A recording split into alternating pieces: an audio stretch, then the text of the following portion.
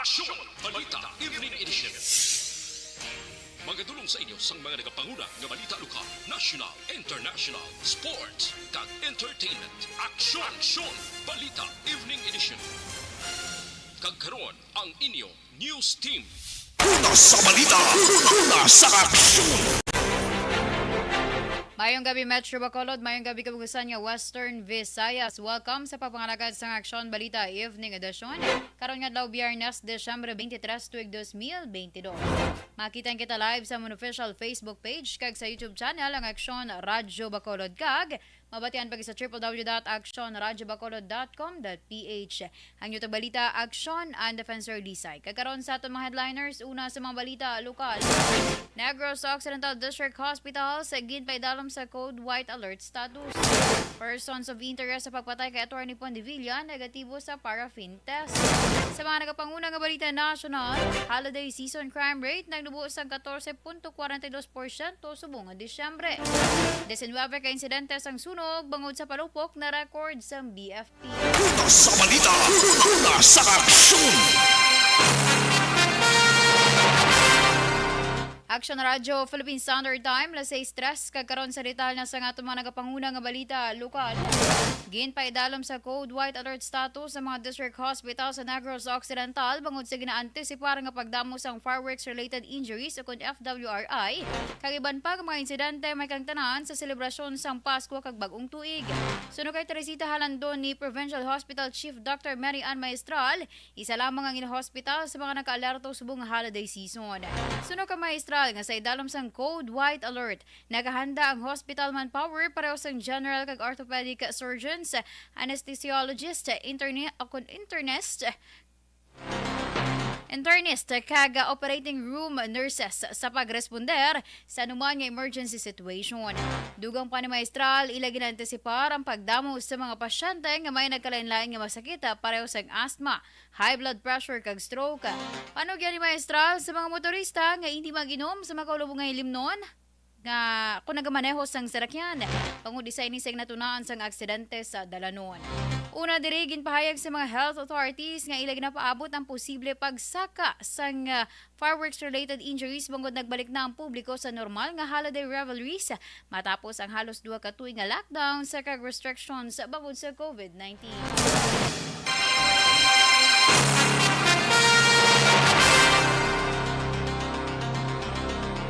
Samtang ginkumpirmar ni Bacolod City Police Office Director Colonel Thomas Joseph Martir nga nagnegatibo sa paraffin test ang 2 ka mga persons of interest sa pagpatay kay Nonaco General Manager Atty. Dan Pondevilla. Sa interview sa Action Hotline, ginpahayag ni Martir nga apisar nga nagnegatibo na sa paraffin test magapabilin nga person of interest ang duha. Suno pa kay Martir nga ginalantaw sila o kung ginalantaw nilang anggulo nga posible kaupo di Pondevilla sa salakyan ang nagtiro sa iya. Basing on the result, I was informed by Lieutenant Pastrana of Station 2. Nag-negative ang result, no? But still, continue pa rin ang aton conduct of investigation dahil mga circumstances pa silang naging pusoy man as regards sa natabo sining incidente, no? Ang kawahin sa pagpahayag sa BCPO Director Colonel Thomas Joseph Martir. Sa kaangot nga balita, nagtukod naman sa Special Investigation Task Group o kon SITG ang BCPO. Angot sa kaso ng pagpatay kay Nonaco General Manager Atty. Dan Pondevilla. Ang Special Investigation Task Group, ginpangunahan ni Bacolod City Director Police Colonel Thomas Joseph Martir, ang Police Station 2, CIDG, SOCO, Negros Occidental Crime Laboratory kag PNP Cybercrime. Suno kay Martir, o sisaon pa nila ang cellphone ni Pondevilla matapos ginpana sa mga text messages. Nagasalig naman si Martir nga masulbar ang kaso sa bulig sang pamilya kag mga testigo.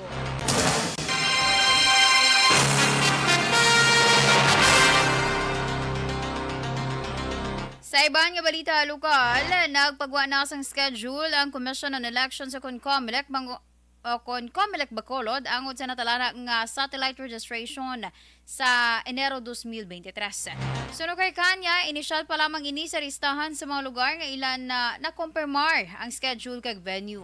Dugang pa ni kanya, posible nga sa Enero pa nila makumpleto ang kabilugan nga schedule sa mga aktibidad sa uman nga bulan.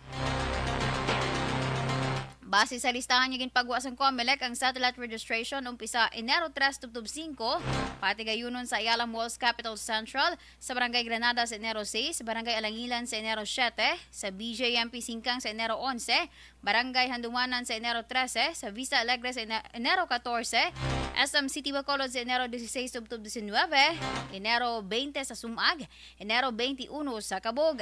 Samtang Robinson's Place naman sa Mandalagan umpisa Enero 25, 28, 30 kag 31. Ang tanan nga mga schedules ang satellite registration mag-uumpisa alas 8 sang aga, tubtob las 5 sang hapon. So kutob sa naka-confirm na kag naka-communicate na kita, napagwa na naton ang schedule. Nagpangabay lang kita action art bala no kung in case kung mag-registration na kita bala sa mga mall. Ay isa lang ginapangayo naton sa mga registrants naton hindi Manila maghimuon nga ang mga malls naton na daw picnic area or daw lalagawan bala.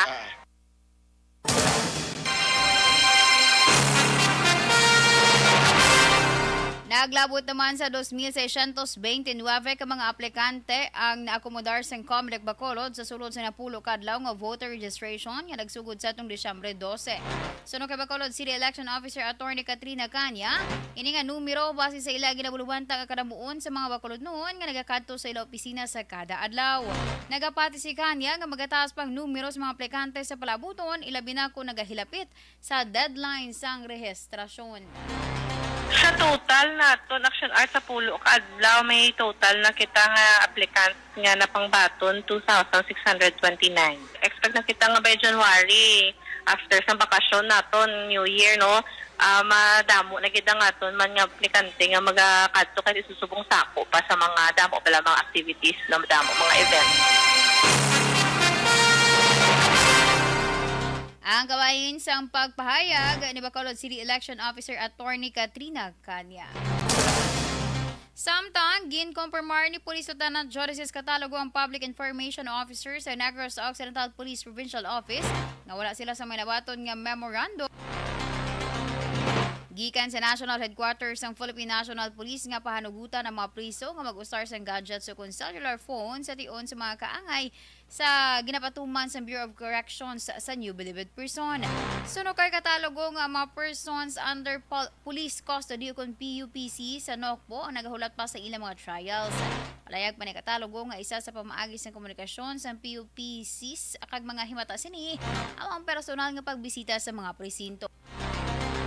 Apanging klaro ni katalogo, nagadepende pa sa sitwasyon ang paggamit ng cellphone sa mga priso, kag nagpanugyan man ini nga sa tion sa visiting hours, kinahanglan nga wala sang dala nga mga kontrabando ang mga maga-bisita. Una sa balita, una sa aksyon. Action Radio Philippine Standard Time, las 6:10, detalye sa atong mga nagapanguna nga balita national pagkatapos lamang sa mga ini.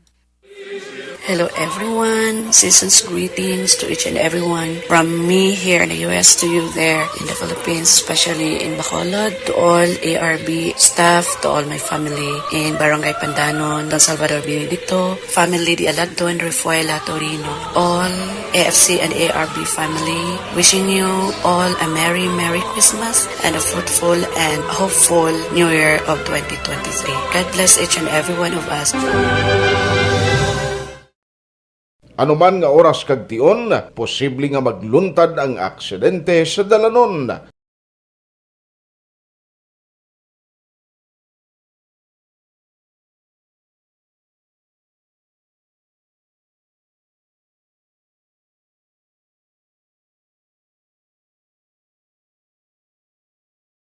Yari ang pila ka mga road safety tips para malikawan ang vehicular accident.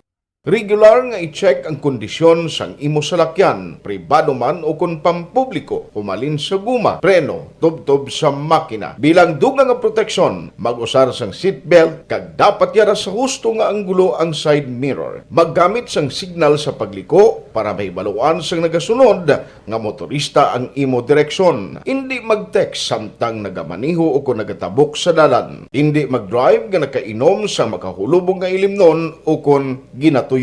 I-check ang imo speed limit kag mag-slow down kung madanlog ang dalan. I-check ang blind spots. Magbahar kung may nagatabok nga tawo sa pedestrian lane. Magsuksok sang helmet sa mga nagamaniho sa motorsiklo o kung nagabike. Kung malawig ang pagbiyahe, mag-upod sang relyebo para magbulos sa pagmaniho kung ginakapoy na. Magsunod sa mga traffic rules and regulations. Kag ilabi sa tanan, mangin responsable nga driver. Drive kag ride safe mga kaaksyon.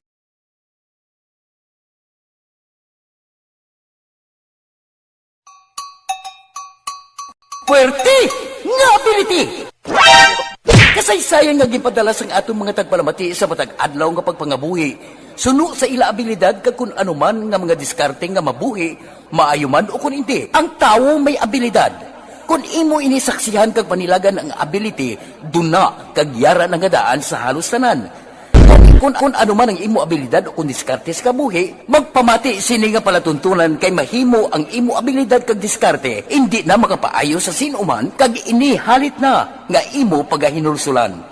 Puwerte nga ability kada hapon pagkatapos ng drama, Timbangan sang Katarungan.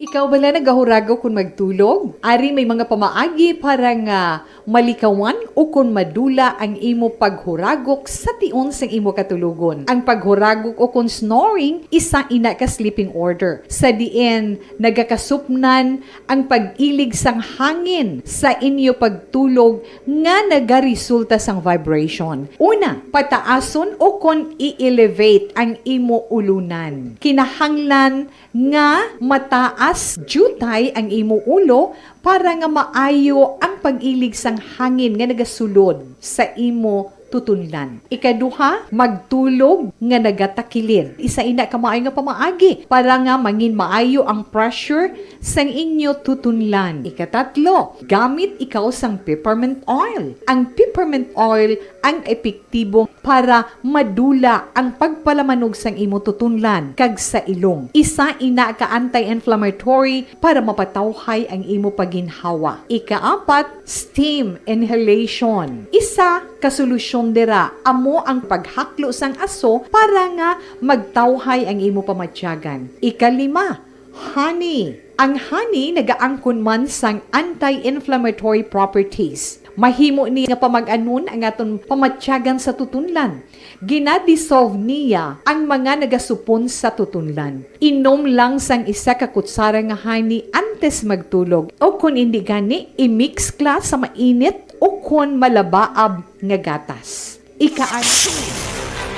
Sa atong Plus Gold, malikawan ang diabetes pagiman sa pag-inom sa... Hello everyone, season's greetings to each and everyone. From me here in the US to you there in the Philippines, especially in Bacolod, to all ARB staff, to all my family in Barangay Pandanon, Don Salvador Benedicto, family Di Alagdo and Refuela Torino, all AFC and ARB family. Wishing you all a Merry Christmas and a fruitful and hopeful New Year of 2023. God bless each and every one of us. Anuman nga oras kag tion, posible nga magluntad ang aksidente sa dalanon.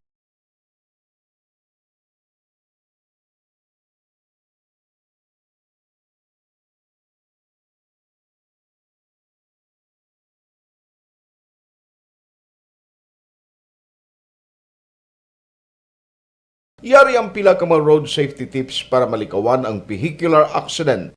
Regular nga i-check ang kondisyon sang imo salakyan, pribado man o kung pampubliko, pumalin sa guma, preno, tubtob sa makina. Bilang dugang nga proteksyon, mag-usar sang seatbelt, kag dapat yara sa husto nga anggulo ang side mirror. Maggamit sang signal sa pagliko,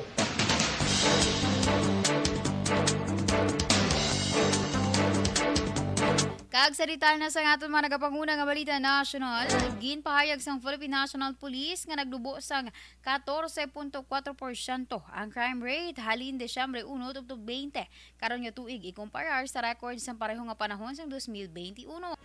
Suno kay Police Chief General Rodolfo Azurin Jr., ang national total crime volume nagdubo halin sa 10,643 ka mga kaso sang 2021 pakato sa 9,108 ka mga kaso sang 2022. Dugang pa nga ang 8 ka mga nagapanguna nga krimen nga murder, homicide, physical injury, robbery, theft, vehicle theft, motorcycle theft kag rape ang nagdubo sang 29.79% halin sa 2,330 sang 2021 nahimo na nga 1,636 sang 2022. Pahayag pa ni Azurin nga iya ginapasalamatan ang pagnubo sa maximum deployment sa PNP personnel nationwide para sa holiday season, ila pakikollaborate sa mga religious sector kag paglansar sang anti-illegal drugs campaign sang gobyerno.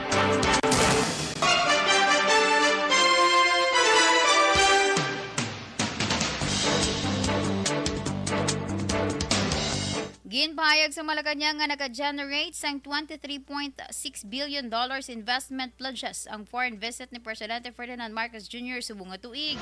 Base sa accomplishment reports ng Department of Trade and Industry kon DTI, nagdala sa bilyones pesos nga investments ang pagbisita sa presidente sa Indonesia kag Singapore. Subong man sa US, lagip na niya partisipasyon sa ASEAN Summit kag ASEAN Summit sa Cambodia kag APEC Summit sa Thailand. Sa sidelines na summit nga mga biyahe, nakigsapol si Presidente Marcos sa mga business communities agud mag-inganyo sa mga foreign investors.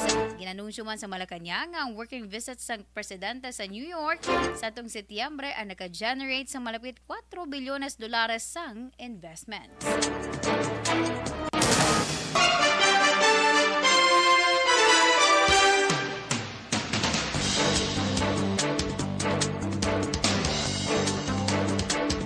Ginanunsyo sa Bureau of Fire Protection na kon BFP nga may 19 ka mga fire incidents ang namonitor sa ahensya bangod sa palupok antes pang pagsugalaw sa bagong tuig.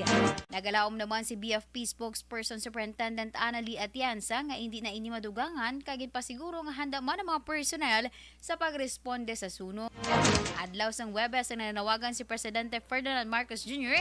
sa tanan nga local government units nga magtukod sa common area para sa fireworks display sa pagsugalaw sa bagong tuig.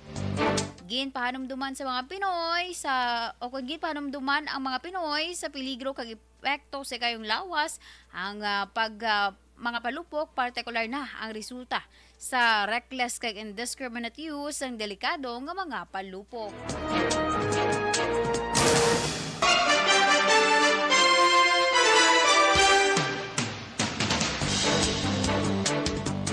Maga-file ang Department of Justice ang kaso nga kidnapping kag serious illegal detention batok sa 6 ka mga persona may koneksyon sa pagkadula sang 6 ka mga manugbulang sa tumbulan sang Enero 2022. Sa resolusyon sang DOJ na pitsahan na Desyembre 22, nakitaan sang probable cause batok sa farm managers nga sanday Julie Patidungan, Lear Codilla, Mark Carlo Zabala, Virgilio Bayog, January Consolacion kag Roberto Matiliano Jr. Nagwa man sa investigasyon nga himbunanay ang anom sa pagkidnap sa kay John Claude Inunog, James Bakay, Marlon Bakay, Rondel Cristurum, Mark Joseph Velasco kag Ruel Gomez sadtong Enero 13. Una gin-report nga ang manugbulang nagbiyahe halintanay Rizal pagkadto Manila Arena.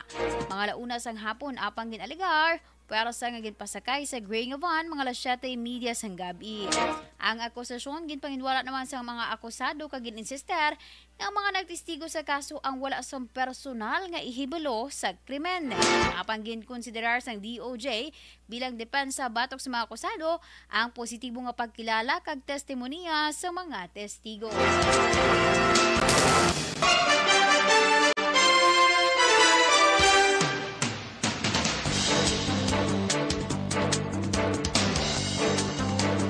Nagpagwa na sang listahan ng Department of Trade and Industry kon DTI sa ginsertipikahan ng mga fireworks kag firecrackers bilang basihan sa mga manugbakal agod gamiton sa pagsaulog sa bagong tuig.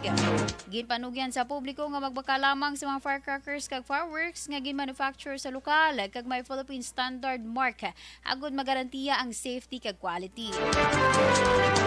Ginpahayag ng DTI Consumer Protection Group Under Secretary Ruth Castello nga ang pagbakal kag pag-usar sang uncertified nga mga fireworks kag firecrackers mahimo magresulta sang damage to properties kag makapatay rason nga ginapahanumdum sini sa mga konsumidor nga magbakal kag suportahan lamang ang rehistrado sa Philippine Standards.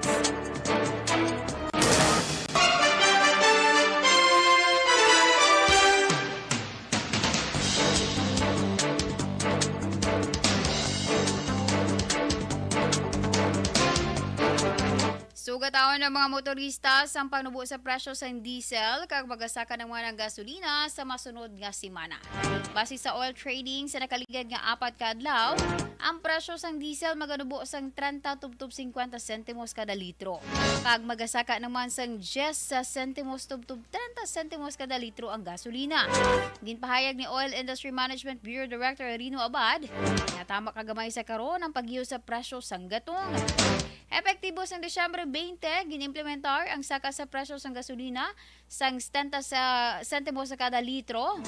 Sa diesel nga may 2 ka pesos kag 90 sentimos sa kada litro. Kag sa kerosene nga may piso kag 65 sentimos.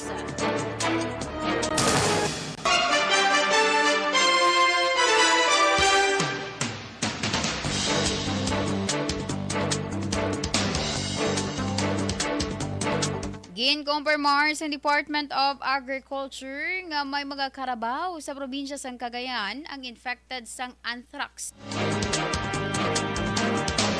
Ang masakit nga makasaylo halin sa sapat pakato sa tawo kag tungod sini madamo nga tawo ang na-expose sa diin iman ang isolated sa karon matapos makitaan sa mga sintomas.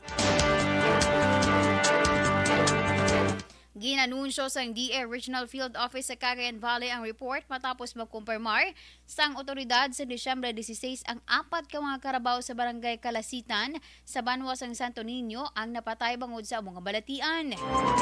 Suno kay Dr. Manuel Galang Jr., ang veterinarian sa DA, ang anthrax nag-aapekto sa mga ruminant pareho sa mga karabaw, baka, karnero kag mga kanding.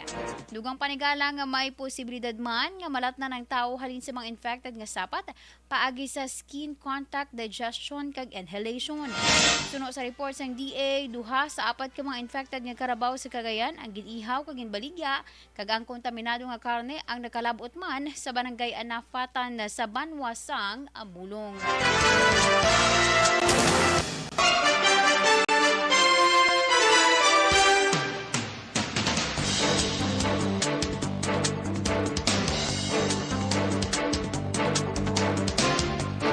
Ginapaabot sa Pilipinas nga makabalhag sang 3,000 tubtob 5,000 ka mga kaso sang COVID-19 sa pagtapos ng Christmas holiday masunod nga tuig. Ginpahayag ni infectious disease expert Dr. Ron Jansulante, mas stable ang sitwasyon sa karon tungod madamo ang mga bakunado kag nakapa-booster shots. Kag sa piyak sa among impormasyon nga mayara sang variant sang Omicron, hindi puno ang mga hospital sang COVID-19 nga mga pasyente tungod mayara sang population immunity kag may mga kaso nga mga mild magluwas lamang sa mga exposed nga populasyon sa di ng impeksyon sa COVID-19 ang may komplikasyon. Una sa balita, una sa aksyon. Action Radio Philippine Standard Time, las 6:25. Inyo ginpamatian ang kabugusan ng detalye sa aton mga natipon ng mga balita.